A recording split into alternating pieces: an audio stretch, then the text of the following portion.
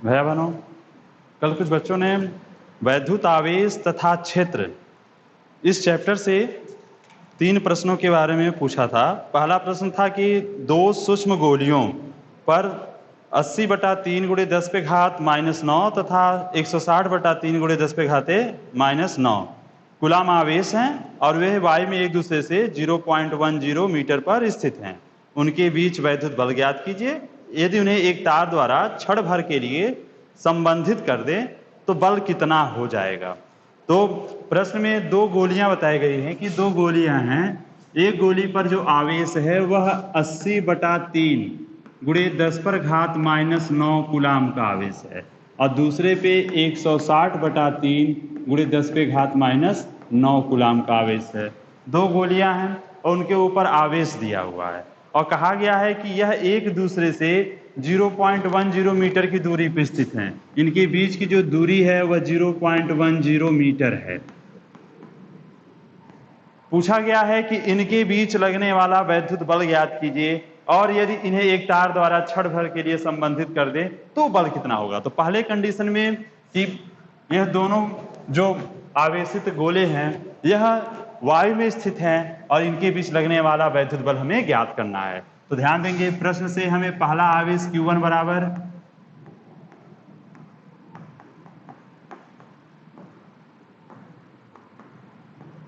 और Q2 बराबर, ये दोनों दिया हुआ है और इनके बीच की जो दूरी है वह दूरी दिया है 0.10 मीटर, जिसको हम लोग बदल लें 1 × 10⁻⁻1 मीटर कर लें। ठीक है, जिस तरह से आवेश दिया है, बीच की दूरी दिया है और वैद्युत बल पूछा गया है, तो वैद्युत बल वायु में स्थित 2 आवेश है तो उनके बीच लगने वाला वैद्युत बल 9 × 10⁻9 Q1 Q2 अपॉन r²। ये होता है, मान भर देंगे हम लोग। 9 × 10⁻9 Q1 80/3 है × 10⁻⁻9 है गुणे 160/3 × 10⁻⁻9 बटा r², तो 1 × 10⁻⁻1 का स्क्वायर दिया। देखिए 3 त्रिका 9 और फिर इस 3 से ये 3 कट गया। अब आपका जो 10⁻⁻9 है और यहाँ 10⁻9 है, इस तरह से आपका ये दोनों कट जाएंगे। अब 80 और ये आपका 160, 80 में 160 का गुणा कर देंगे तो सीधे 16 × 8 = 128। तो आप लिख देंगे यहाँ पे 128 और 2 0 ये हो गए पूरे 10⁻⁻9 और नीचे देखिए 10⁻⁻1 है, स्क्वायर करेंगे तो 10⁻⁻2 हो जाएगा, ऊपर आएगा तो प्लस में, तो 10⁻2 हो गया। अब यहाँ देखिए 10⁻⁻9 10⁻2 तो कितना हो जाएगा 10⁻⁻7। और इसको हम देखिए दशमलव को अगर हम 1 2 3 4 स्थान आगे ले जाएंगे तो 1.28 और गुणे, अब इसमें 4 स्थान हम जोड़ेंगे तो हो गया -7 है तो हो जाएगा -3। तो इस तरह से जो वैद्युत बल है वह हो गया 1.28 × 10⁻⁻3 न्यूटन। तो पहला पार्ट हो गया। दूसरे पार्ट में इसमें यह पूछा गया है कि यदि इन दोनों को, ये जो दोनों आवेशित गोले हैं जिसके ऊपर यह आवेश है, इनको क्षण भर के लिए हम संपर्क में लाते हैं, उसके बाद इनके बीच का बल कितना होगा। यदि हम क्षण भर में इसको क्षण भर के लिए यदि संपर्क में लाते हैं तो लाने पर क्या होगा कि आवेश का पुनर्वितरण होगा। इनके ऊपर आवेश, चूंकि यह दोनों गोले बराबर एक जैसे हैं तो इनको जब हम संबंधित कर देंगे तो जो आवेश होगा वह बराबर बराबर दोनों के ऊपर बट जाएगा। तो अब टोटल आवेश कितना हो जाएगा, तो ध्यान देंगे अब दोनों के ऊपर बराबर आवेश हो जाएंगे। मान लेते हैं कि वो आवेश क्या है, Q है। ध्यान देंगे यदि दोनों गोलों का आकार समान है तभी ऐसा होना है। तो दोनों गोले आपके हैं Q बराबर, दोनों गोलों पर जो आवेश होगा वो बराबर हो जाएगा, उसको मान लेते हैं Q। तो Q बराबर क्या होगा, Q1 + Q2/2। इन दोनों गोलों के आवेशों का आधा। इनका योग कर देंगे तो टोटल आवेश हो गया, और उसका आधा कर दीजिए तो वह प्रत्येक पर हो जाएगा। इस तरह से प्रत्येक पर आवेश कितना हो जाएगा, Q1 + Q2 बटा 2। Q1 का मान है 80/3 × 10⁻⁹ और Q2 का मान है 160/3 × 10⁻⁹/2। अब यहाँ देखिए 10⁻⁹ है, कॉमन ले लेंगे तो हो जाएगा 80/3 + 160/3। 10⁻⁹ को आपने कॉमन ले लिया। अब यहाँ पर LCM 3 है और ऊपर 80 और 160 है, जोड़ लेंगे।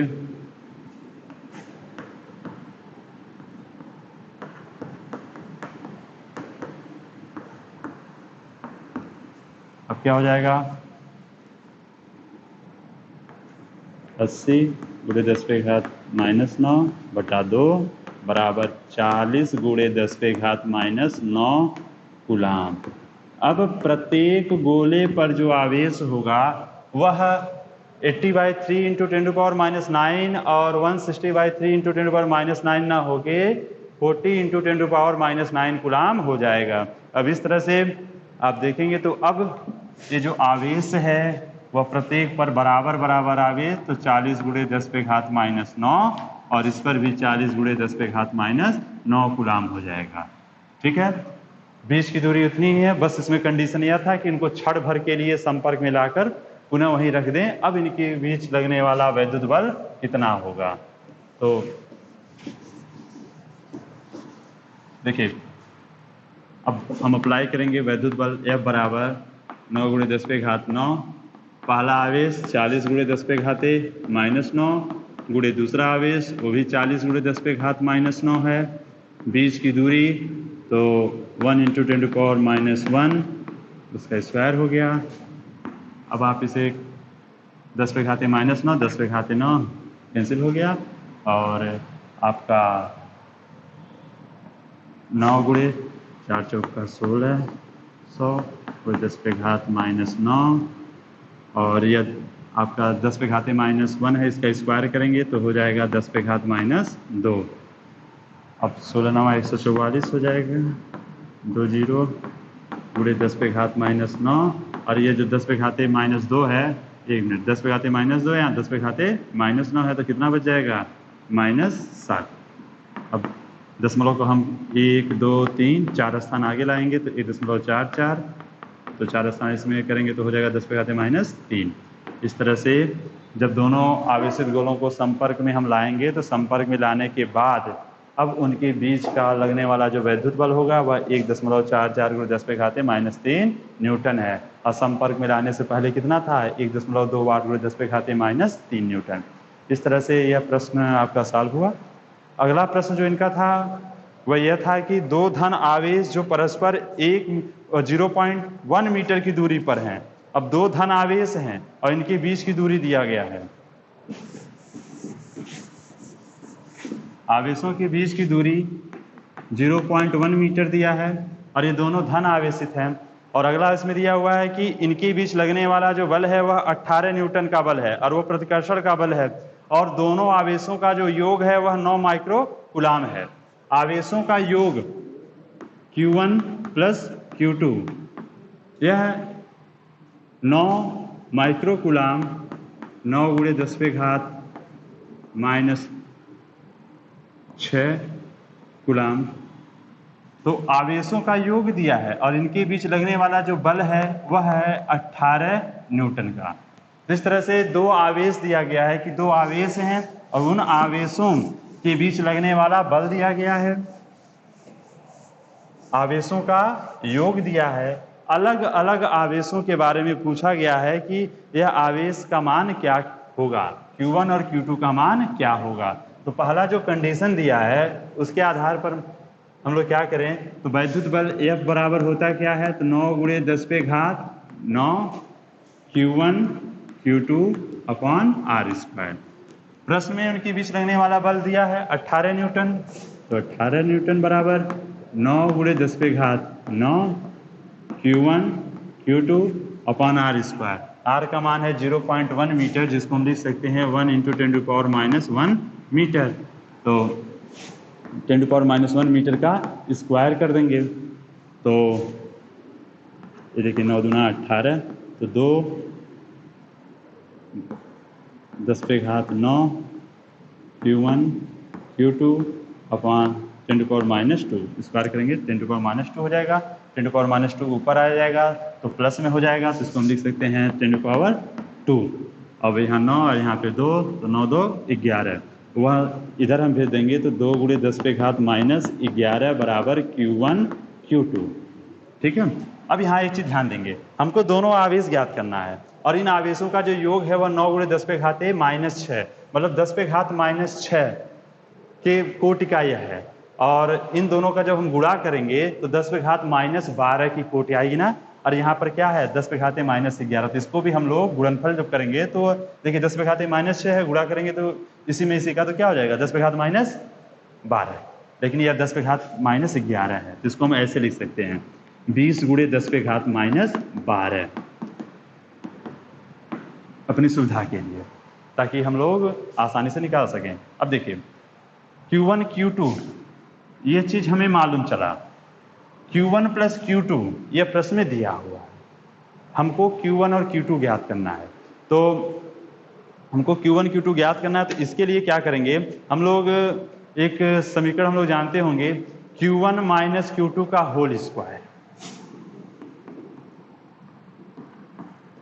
बराबर क्या होता है Q1 + Q2 का होल स्क्वायर -4 Q1 Q2। ठीक है, मतलब a - b का होल ×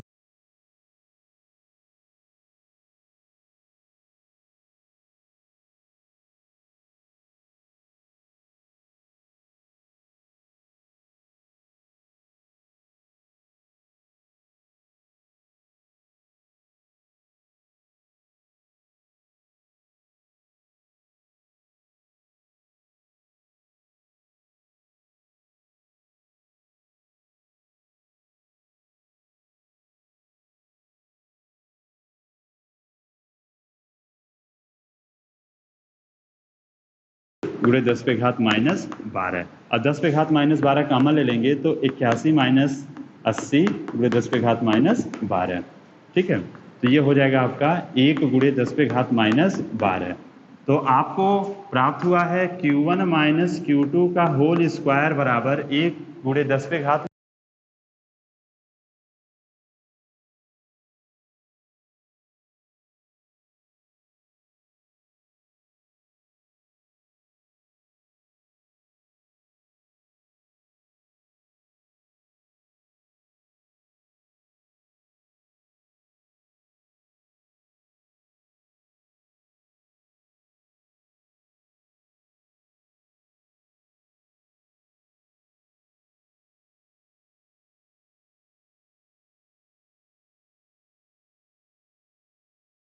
इस तरह से अगर हम इनको जोड़ते हैं तो 2Q1 ये तो आपका कट गया बराबर 9 1 10 × 10⁻⁻6 हो गया।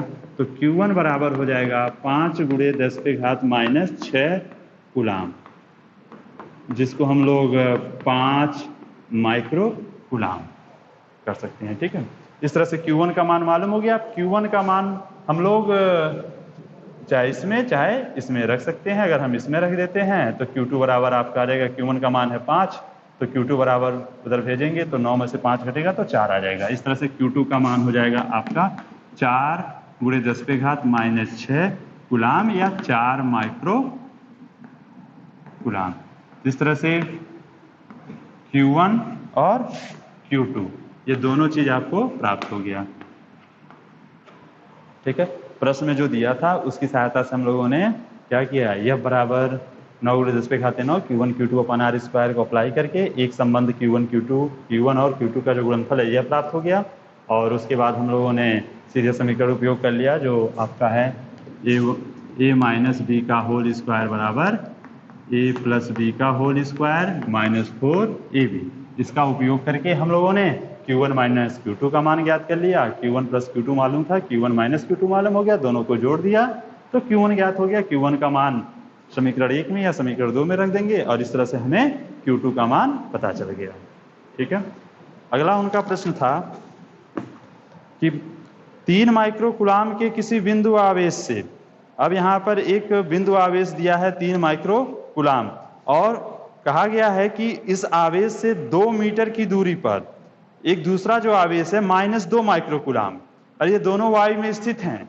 इन दोनों आवेशों से 1 मीटर की दूरी पर स्थित बिंदु पर वैद्युत क्षेत्र की तीव्रता का मान और उसकी दिशा ज्ञात कीजिए।